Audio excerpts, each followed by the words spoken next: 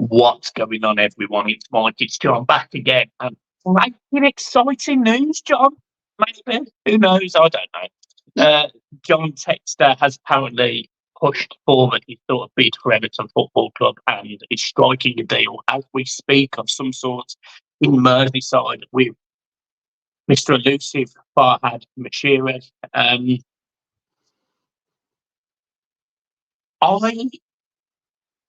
I don't want to come across as negative, but I don't understand how we're in this position.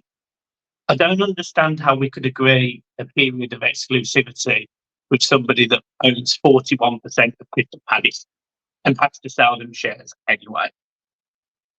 I don't understand how the quotes coming out are, we're going to refinance the stadium and then he's going to give him more time until January. I don't understand that. I don't get it. I don't get it. And I've been, I've spent a bit of today trying to work out how this could happen. And none of it worked in my head until you literally sent me what you just sent me, which was he's got another investor with him. And that's the only way that I can see this happening. But this model is going to be really, really similar to the 777 model, where they're going to pay the running costs of the club. They're going to keep us afloat, and then eventually they'll take over in January.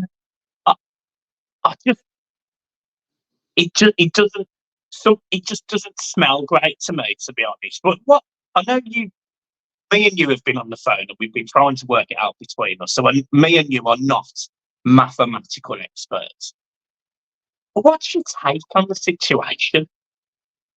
So, being an Everton fan, since Mashiri decided to sell the club, is like Groundhog Day, because we've had 3 or 4 people now who have entered a period of exclusivity, or exclusivity, whatever it's called.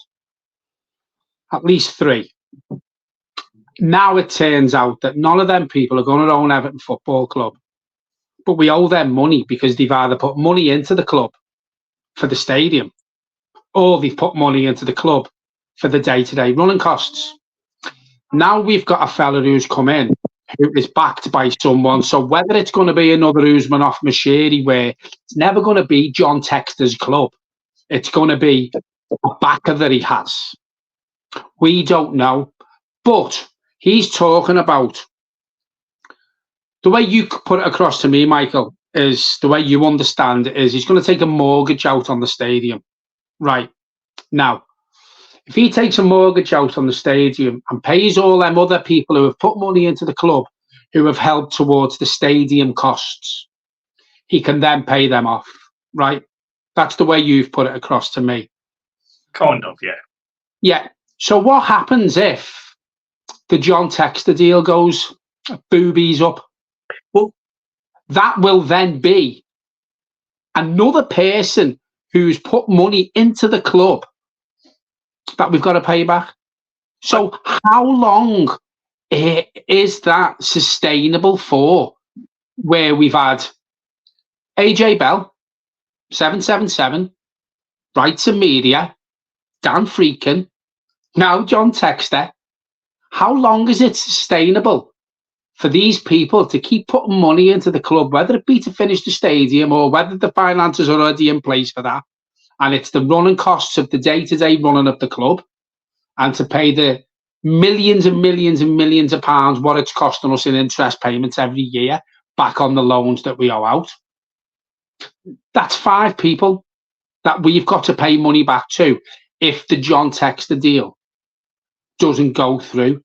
So is he just scraping around now, Mashiri, and putting us in this position? Because you can't own 2 clubs, Michael, and as you said before, he wants to sort some sort of deal out, but then drag it on till January before he does the full takeover. He's got to sell his Palace shares. The way you put it across to me today, the way you were reading into it, it was a bit more. It was a bit like the 777.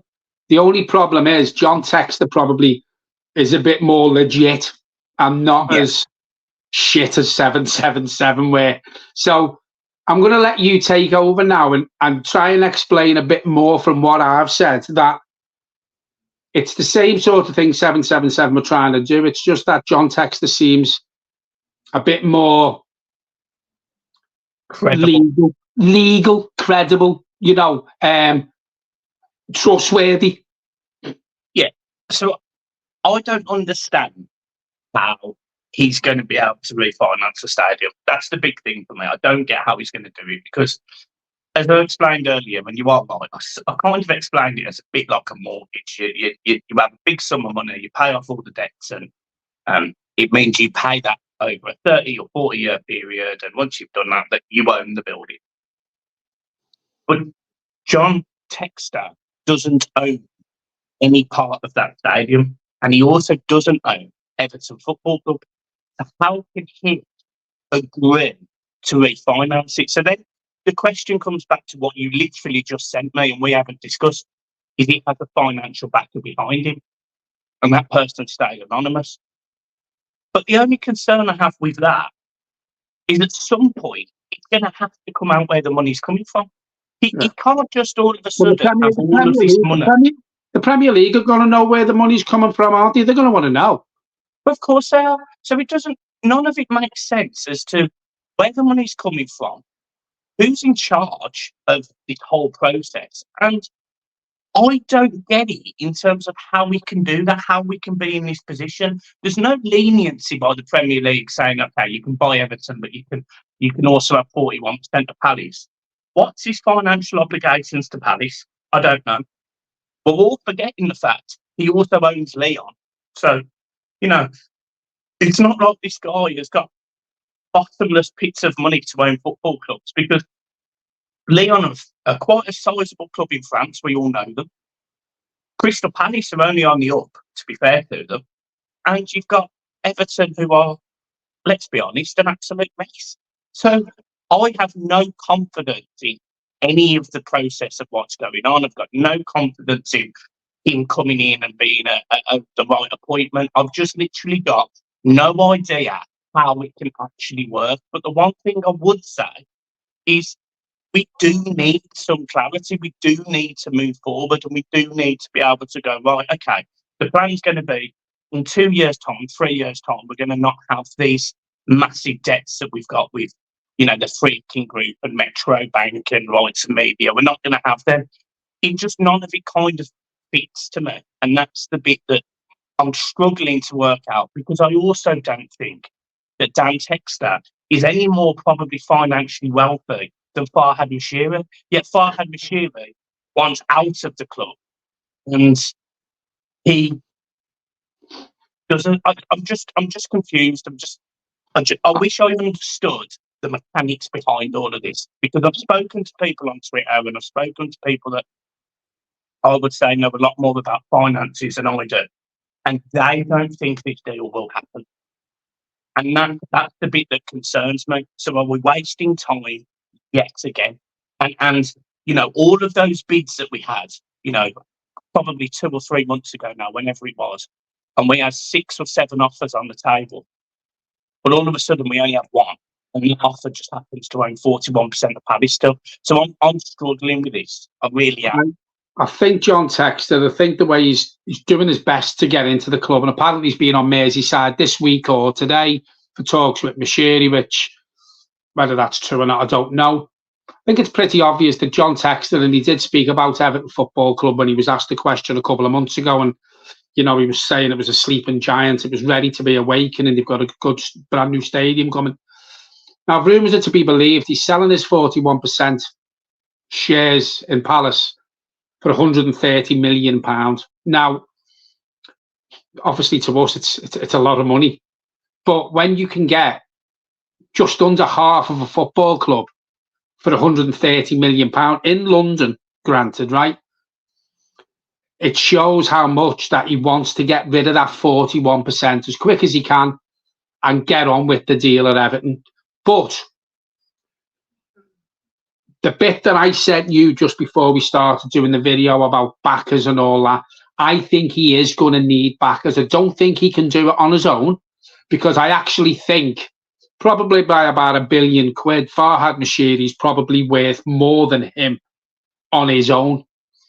And we all know that Farhad Moshiri needed the backing of Alisher Usmanov. So there's no way John Textor can do Everton Football Club on his own. So as you quite rightly say, we need clarity. We need to know the rumours are to be believed about refinancing or taking a mortgage out on the stadium, which, listen, I don't own my own house and I never have. You're more savvy with that. How can you refinance something or take a mortgage out on something when you've got nothing to do with the club at this time? It just, so obviously you, me, and a lot of Everton fans are not getting it. We're not grasping what's happening. Or, as you quite rightly say, it's just a mess. It's an absolute car crash and another day in Everton Football Club where just John Textor and Moshiri even know what they're doing, because it doesn't add up. I have no doubt that John Textor is a proper businessman, and he's also a football man. So from that side of things, I'm happy that John Textor's interested in Everton. Look, I am. You can see the pride when he was talking about Leon. I think they won a cup or they got to the final. You know, you can see the pride that he had in his team. You know, he shares, if you go on his, I think it's his Instagram, he shares the team news before the games, and you know, he clearly loves his club. You mentioned about the Paddy shares. You know, rumours are to be believed. He's been looking to sell these for a long time. This isn't a short thing. This has been potentially ongoing for a while. Yet no one's interested in owning 40% of the football team, irrespective of being in London, irrespective of the way the club is going. Because they don't get to make decisions. These are powerful men, powerful people, powerful individuals that, you know, want to have that say at the table, want to be able to make that decision themselves. And Textor's in a position where he bought these shares as an investment, fair enough, but he's never going to have any power in Palace. Yeah. So he wants another Premier League team. Now, he absolutely could have all the power in the world at Everton, and Everton could be the club that, you know, puts John Textor on the map as well, along with the multi-sport model he's on about and all these great positive things. But he definitely needs a backer. And if he's got a backer, then yes, I can understand how the refinance on the loans, the refinance on the stadium, I can get it. Because it's similar to what Farhad Moshiri did with Everton. He put a loan into the club, he paid off all the debt, and then it was just a loan against essentially Moshiri. Textor's not in that position. So whoever this investor is might be, and that would be great. But until we get clarity on that, I don't think any of us should be jumping for joy, and I don't think we should be getting too excited. But I also don't think we should be negative, because no matter what we get in, it will be better than Farhad Moshiri. It will be better than the decisions he made around 777. It will be better than the decisions that have, you know, led to Everton having 8 managers in 9 years or 8 years or whatever it is, and various different directors of football and various different player signings and different philosophies and all sorts of rubbish. So I am confident and positive that it won't be as bad going forward. But my point is, we need to understand at some point what is going on. Because we're being linked with players. We're still being linked with players. I mean, we were linked with some... I mean, this is complete rubbish, by the way. Absolute rubbish. But we were linked last night with some Brazilian wonder kid for £52 million. Now, I'm not being funny, Colin. I didn't bother reading the article. I didn't bother going through the name or anything. But there's absolutely no way in hell that Everton have got 52 million pence, never mind £52 million to spend on a wonder kid. Then we've been linked with players like McTominay. I don't see how that happens. We've been linked with a lad from, I've got his name here. I have to, because I can't pronounce names. As everyone keeps on criticising me for. And by the way, I've been right. I think Tim has done a video with the Premier League today, and he come out and said, "My name is Tim Ibrahim," and I've been getting it right. So, you know, apologise to me in the comments, please. So, but we've been linked with Oh, I can't even find it. I can't even find it. He's a striker. He's quick. He's strong. He's powerful. But yeah, Umanias. no, Junior Dinner Imbimbe. Now, I don't know anything about these players. I really don't. But I also don't know we've got any money. So we can't sign these players.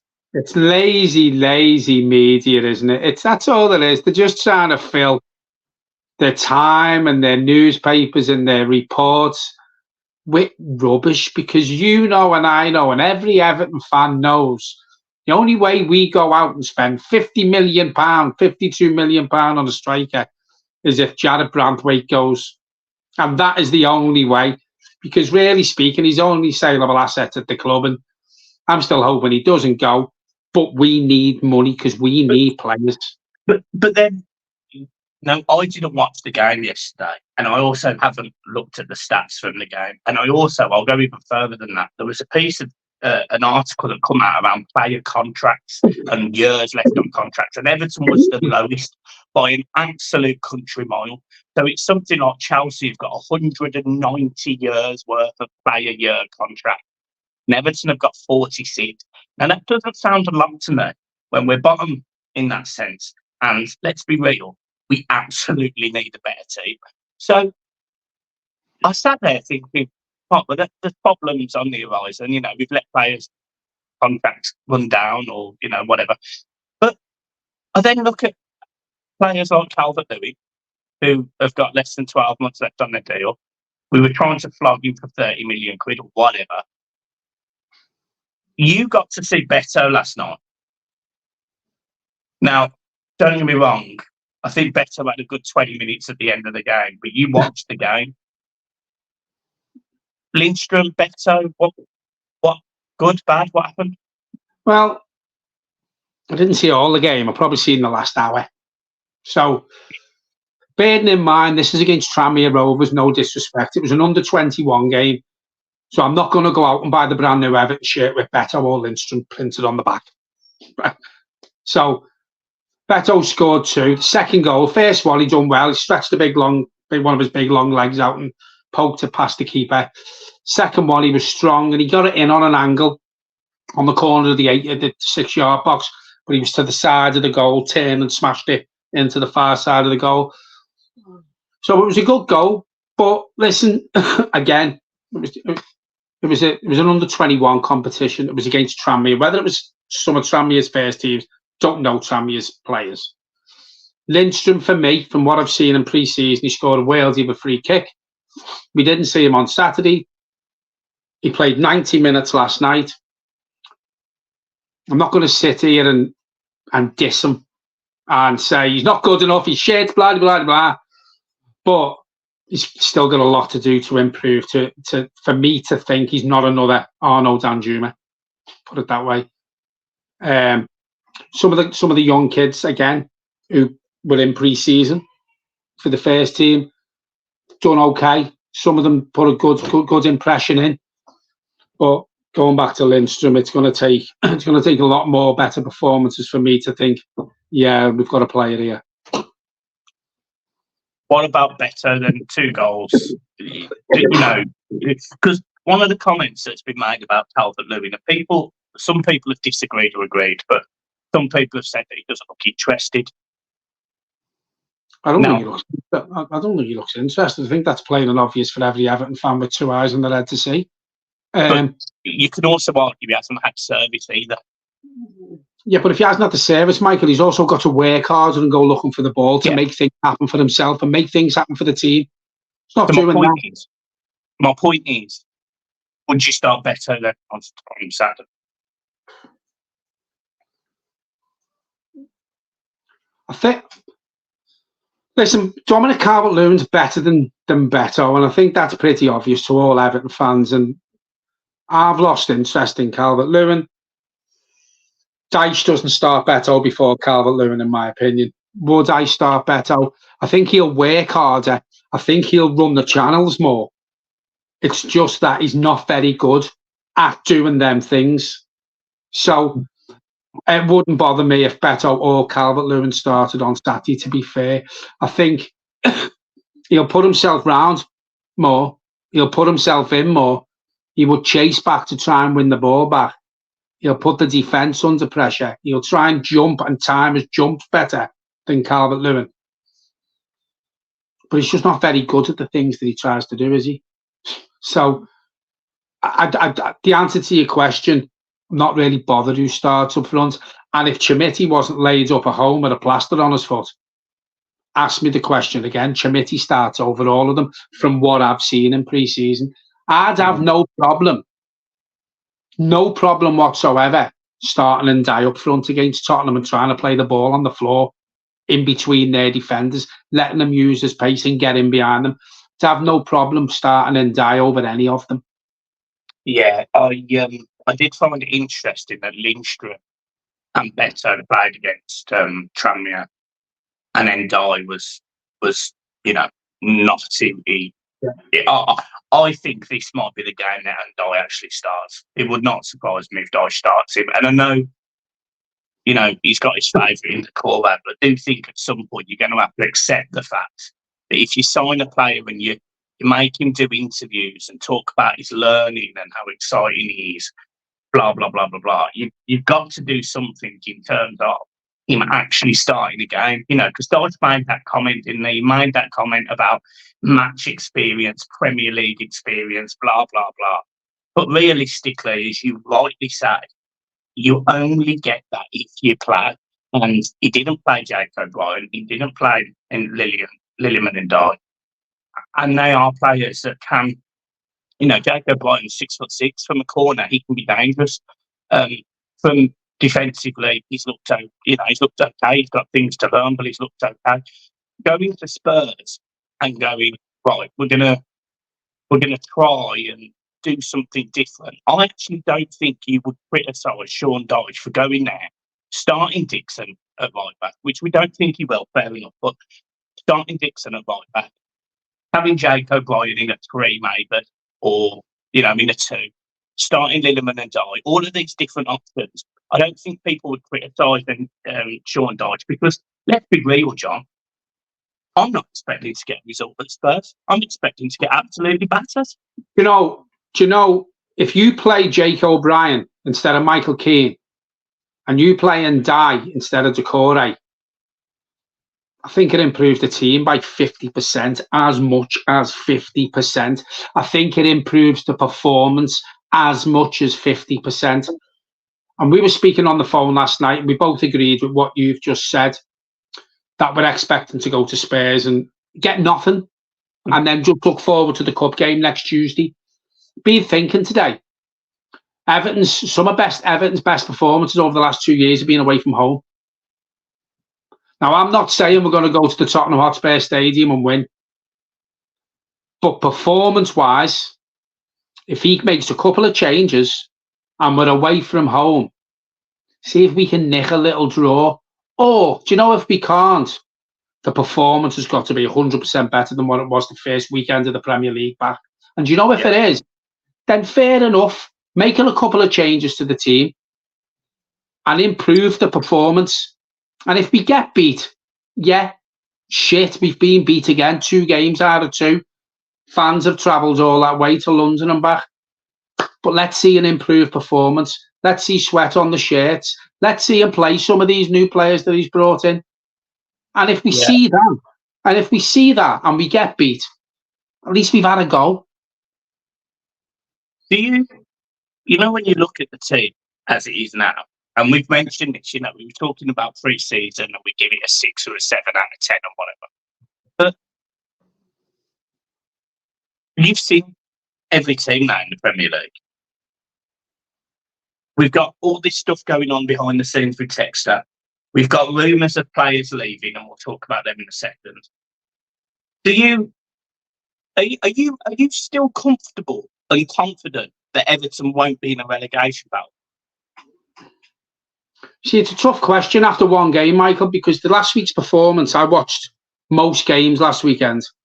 If I didn't watch them live, I watched them on catch-up or match of the day or the highlights on Sky.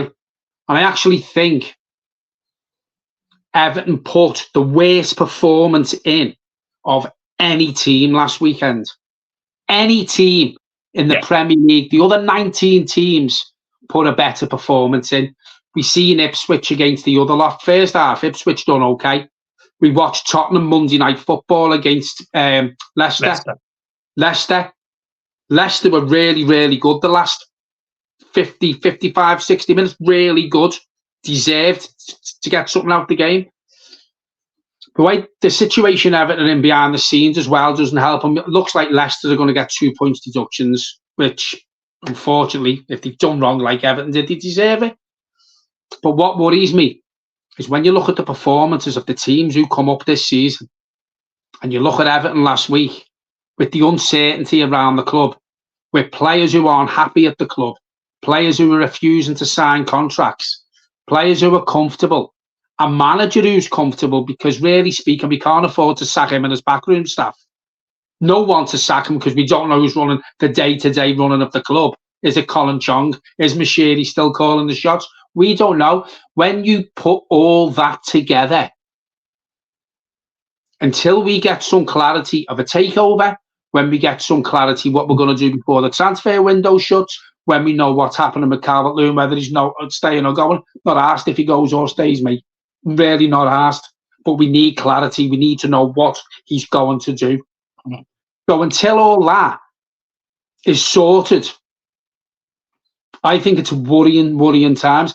We spoke on the phone the other day when we brought these players in and pre-season, and the performances got better and better and better as the pre-season went on. You know, we went to Preston and put a good performance in. It's good second half performance against Roma. And then you come down and someone burst that balloon that we both had with a pin. And it was so deflating after that performance against Brighton last week. And then you've got everything that goes on with the club and anything around that surrounds Everton. And again, this is sounding negative, but it only sounds negative to the blue tinted glasses brigade. And this is what I call Everton fans. Not all of them, because they can't see the wood for the trees. They won't have a word said bad about the club. And there's certain people out there who won't slag certain individuals off, whether it be the manager or players, and they still blow smoke up their arse. This is what it is. This club is in a mess, a financial mess at the minute, off the pitch. And it's a mess on it when you've got a manager who sticks with the same players week in, week out, who are absolutely dog shit. So the answer to your question, am I excited or am I worried? Yeah, I'm worried. I am worried. And I don't expect us to go down. I don't expect us to go down. I do think there's 3 worse teams than us. But performance has got to improve, because them 3 teams who are worse than us played better than the first Premier League week.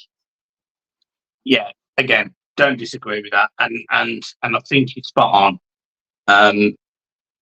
I think we have to make, whether it's loan fees, whether it's money, we've got to make something available, because something has got to change, in my opinion, at the front of our football team, at the top end.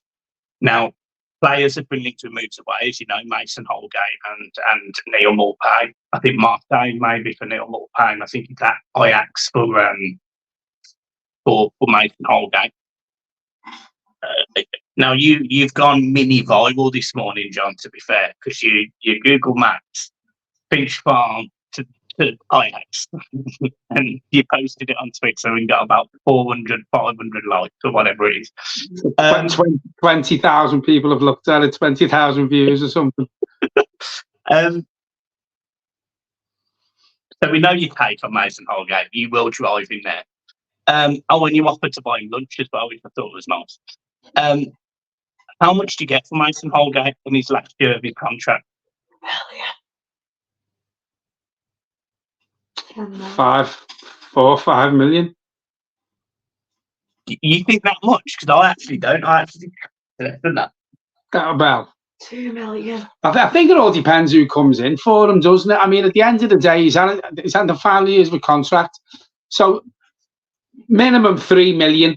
You know what I mean? That's all you're getting. 3 million. Yeah. Do you know what, Michael? He might go to another league and do okay, but we haven't seen it in the Premier League. And he went to Southampton. I think they sent him back early. Do you know what I mean? Never really impressed me at Everton. The best thing he done at Everton was in the Merseyside derby at Anfield when he pushed one of their players over the hook. There was the 1 year, wasn't there? There was the 1 year when me and you were calling for Mason Holgate to get into the England squad because he looked fantastic the 1 year, and then it just fell apart. Fell apart. And then the other one is Neil Mulpay. Neil Mulpay has come out and basically said that he's feeling sort of reinvigorated after his Brentford loan, and he just wants to play football and he wants to play for the team. Now, look, I will never and have not forgot what Neil Mulpay said the moment he signed for Brentford, and basically that it's nice to be at a club where you appreciate, essentially. So I haven't forgiven him for that. I'm not interested in seeing Neil Mulpay in a blue shirt ever again. Would you rather keep him, or would you rather? Because again, he's another player that's out of contract next season, I think. Well, the problem you've got is Marseille have only offered a loan deal, so basically we're not going to get nothing for him. I think it's 12 million paid for him out by. Yeah, we'll only get something if we extend his contract by a year, so we're on for him. Yeah. Listen, Everton aren't going to get a big fee for him, whether we extend the contract anyway or whether we sell him now. We're not going to get massive money. We're not going to get our 12 million quid back. You know, and when you look at how many goals he scored for Everton since he's been there, there's no way he's paid the transfer fee back. The comments that he come out with a dig at Everton Football Club, the club that we love, and a dig at the fans and going somewhere where he's appreciated. Well, he wasn't appreciated that much because Brentford sent him back to Everton. So there you go, Neil. I'd just cut the losses, get him off the wage bill, whatever he's on. And if he wants to go on loan, because listen, let's be honest about it. He's not going to do much. He's not going to get much game time, is he? He's just sitting there warming the bench or, you know, collecting his wages, whatever it may be. I don't even know what he's on. Just get rid of him. Just get another one out the club, Michael, who doesn't want to be there. Anyone who doesn't want to be there, just go. Just do Everton Football Club, the director of football, Kevin Thelwell, Dyche, just do your best to get them out the club, because I don't want unhappy players playing in that blue shirt. So, according to Premier League games, and this is off Wikipedia, so Neil Mulpay has played 29 times for Everton, and he's scored once. Right. For Brentford, he played 29 times for them last season, and scored 8. Right. So, he actually was half decent at Brentford. So, there's a player there, just hasn't done it at Everton. He's not going to get game time because Lilliman and Darley is in the team. Dwight McNeil will start over him. Every striker will start over him. So he will leave, I'm pretty sure, before the end of the window. And again, I don't have an issue with that. But as you say, John, it's this mess that we get into with these contracts. You know, the last 2 years of these deals. And I remember back in the day where we were managed better, and you'd see that like 18 months after a player signed a deal, they'd sign another one, which would mean they're still there for 5 years. And I know financially we're not in a position where we can keep increasing wages and whatever, but our wage bill has been drastically cut over the last 3 years. You know, you're looking at Mason Holgate on 72 grand a week, but that isn't going to be the case after next week. You know, you're looking at players like Michael Keane. I think his contract's up next season. Takeover, his contract's up next season now. That's 80, that's 90 grand a week each, or whatever it works out to. There's another £170,000 a week off the bill. And, you know, your Jake O'Briens of this world, they're not on that sort of money. The signings we're making are not on that sort of money. So I can see that we're trying to do the right things. We just haven't got the money to execute what we want to do. And that's my frustrating thing at the minute. We clearly need players. We clearly need a striker. We've had the money in the past to structure deals right, but we haven't. You know, given Mason Holgate big wages and Michael Keane big wages and Andre Gomez and Abdullah Doucouré big wages. So as you quite rightly say, and we've sort of changed the model now that we work with, and Kevin Thelwell is probably getting that model right now, where he's brought Jake O'Brien in not on big wages. Obviously, if he has a good 2 years, then you up his wages a bit and give him a longer contract, so they become saleable assets. Same with Ndai. He's not old. Same with Lindstrom, if we do end up signing him on permanent. Young players. So we need to bring young players in who, as you quite rightly say, aren't on the Yerry Mina wages that they were on, or the Andre Gomez wages. Branthwaite's not going to be on big wages. Branthwaite's probably on 35 grand a week. Well, I was going to say 40 grand a week. So if Branthwaite decides he's going to stay for another year, give him another contract and up it to 60, 70 grand a week. But say to him, there's a buyout clause in it, and if someone meets it, then you go. But we get our money, because then he's become a saleable asset. So that's the model now that Everton need to do, because we haven't done it in the past. Because as you've just pointed out, and the players that you went through, there's so many players who are coming to the end of their contract where we're not going to get a fee for, we're not going to make on them, and they've took astronomical wages off us. So we have to change the model, how the club runs. So whether it be John Textor, whether Dan Freakin comes back in, the club needs to start being running right, because years and years and years of mismanagement, whether it be from the manager, whether it be from the director of football, whether it be from the people in the boardroom, have put us in this situation. So the situation that we've put in with them players on high wages starting to look a bit better now, because they're all coming to an end. Yeah, I completely agree. I've got nothing else to add. It's not a match preview. We play Spurs on Saturday, so we'll do the match preview tomorrow. But yeah, you used a term in the car, which was the enthusiasm has sort of been it's gone, and it was really bad Saturday. It was really bad. It was sort of, going up to the moon, being excited, and then landing on Earth with an absolute crash and a wallop. And I am concerned. I'm not going to sit here and say I'm not concerned. You've got performances from, I think, 37-year-old Jamie Vardy, and you have joked with me about, you have said to me, we should go and sign Jamie Vardy, blah, blah, blah, blah, blah. And I've been like, no, John, don't stupid, John. You silly John. You ain't got a clue, John. Yeah, he put in a better performance than Calvert-Lewin's put in probably the last, God knows how long. Scores a goal, he almost scores another one. Bearing in mind, Jamie Vardy was playing with an injury. Yeah, and he's 38 years old, whatever he is. So,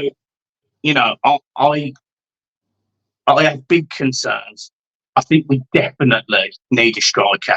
And the biggest thing that I think is, and I honestly believe this, we need a manager that will play our exciting players. Now, I'm not saying that manager can't still be Sean Dyche, but he's got to change the habit of a lifetime, because he had a Dan Juma available last season, and Dan Juma, on his first start for Villarreal in 2 years, scored a worldie, beat a man, got into the penalty area and smashed it top corner. Dan Juma was a player, in my opinion, like a top player. I like Dan Juma a lot. He didn't get a sniff. He signed Lindstrom. I don't know much about him. I don't know his history, but I do know that he made 20 appearances for Napoli and didn't score a goal. That concerns me. I know that Dwight McNeil is a average to bottom 5 Premier League winger. Jack Hamilton is exactly the same. Liliman Ndai is probably a better player than all of those, but he didn't even start. I just have concerns around the club, the manager, and the process. And until we get them fixed, I honestly don't know where we're going to go, mate. Do you know, if we had a manager, whether that be Sean Dyche, or you've just labelled some players there not very good, and I totally agree. But I do think, whether it be Dyche or whether it be a manager with more tactical awareness, I do think he gets more out of them players than what you've just said. You're right. You are right, because you saw the game. The players there. We've seen Dwight McNeil, when we're playing attacking wise, take the fullback of the opposition on and whip it over or cut in. We've seen Jack Harrison do exactly the same. Ndai is a player that's going to excite me. We've got players there where we can attack players, the opposition, and get our asses off our seats, whether it be home and away. But we're not playing them, and we're not playing that way under this manager. Do I think we ever will? No, I don't. I don't. Yeah. I don't think this manager is going to get the extra 5, 10, 15% out of the likes of your Dwight McNeil, your Jack Harrison, your Ndai. I don't think he gets the extra 15% out of them players to excite us fans to hit the opposition with pace and attacking football. Every team would have looked at that Brighton game and gone, the ball goes back to Tarkowski or Michael Keane, and they just hit an horizontal pass to either Jack Harrison or Dwight McNeil. That's literally... So they bypassed the midfield, which, by the way, our best player on Saturday was our midfielder. So I don't understand that logic. And then no one is supporting Calvert-Lewin. Yet when they do support Calvert-Lewin, they're offside 4 times in the first 45 minutes of the game. There is such a gap in between the middle two and the 3 and the 1 in front that you could literally park the whole of John Lennon Airport in the middle of it. And then behind that, when the midfield is being pulled out because there's too much space, you can then also stick Manchester Airport in the other gap. So you're talking about a football team that is completely spread apart. And weirdly, against Brighton, there was actually no defensive discipline. And I've seen that a couple of times already this season. One was at Coventry in pre-season. We got absolutely tore a new one. And the other one was Salford. So, yeah, I could sit here and rant all day. There was as you quite rightly said to me on the phone, there was no tactical awareness throughout the whole team. And I know you've just said there, tactically, defensively, we were poor. But up front, tactically, we were poor because Decore got caught offside 4 or 5 times in the first half. So where's the tactical awareness there? So it wasn't just at the back. It was as if fitness looked okay because he's killed them twice. They had 2 dice days, absolutely murdered them. So the fitness was there. They didn't run much, but they didn't look tired. They didn't look leggy. But tactical-wise, they were all over the shop. There was nothing there. It's as if they'd worked on nothing in training whatsoever. You go there when we've got the ball. When the fullback's got the ball, you go there. When our centre-half's got the ball, you drop into... None of that. There was none of that. What did we say? We said this 3 weeks ago. We sat there after, I think it was the Coventry game, or after one of the games, and Sean Dyche come out with the points of, right, we've got our fitness, we're now going to work on the tactical plan of the games. And me and you sat there and went, it's very late in pre-season to be talking about the tactics of games, because if you've got a philosophy in a football team, it doesn't change. So you literally do it from the first game of pre-season to the end of the season. And then if you've been successful, you just start again. It's the same philosophy, little tweaks maybe, but it's just the same philosophy. I don't know what that is. But the thing is, Michael, when you look at the majority of the team that started on Saturday, the majority of the team are from last season anyway, so they know how each player plays. They know how they play. But when you played football and when I've played football, you started off with a warm-up, you worked on your fitness, and then the second half of the training session, you worked on your tactics. You had a little five-a-side game. You stay there, 7-a-side. So you worked on tactics the first day. Why hasn't he done that all the way through? I think it was after the Sligo Rangers, he said, we'll start working on the tactics side of it now. Sligo Rovers, we'll start working. No, it should be working on the tactical side since day one. Players, Premier League players now, Michael, come back fit from their holiday from their 3 months off, they keep themselves fit. We've seen videos of Jack Harrison when he was in Miami with a fitness coach there, keeping fit. So players now don't come back unfit. So you haven't got to kill them for a month on fitness or 3 weeks on the fitness side and then spend 10 days on the tactical side of it because they're fit anyway. They come back fit. They go in, first day in Finch Farm, they do all them muscle presses, they have the vests on, they do the BMI to see whether it's changed. And I guarantee you,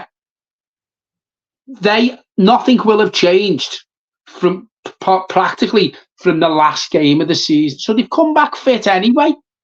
So do that one day in the gym, get all the reading, see what they've got to do, work on fitness for 2 weeks, and then the rest of it, get the tactical side right. Because I'm telling you now, from the day they went back, all them pre-season games to the first game on Saturday against Brighton, fuck all tactically there that I was impressed with. I think we should leave it there, John. We've done 47 minutes of just utter barrage of aggression and tension and all sorts of stuff. But yeah, the silver lining, I suppose, somebody is interested in buying Everton. The negative of that is they come with baggage. Yeah, as they all have. Have they all have? Make sure you hit the like and subscribe button, guys. Make sure you go and follow John on Twitter as well, because it's been hilarious today. I think it's Scouts Blue something. I will screenshot it to you. I'll put it in the comments or something. Yeah. I've retweeted it as well. So make sure you go and follow him on Twitter. And make sure you remember we've got the Facebook page, Blue Boys Network, and we've got Instagram. So make sure you like all of those as well. And we will see you soon for another video tomorrow. Peace.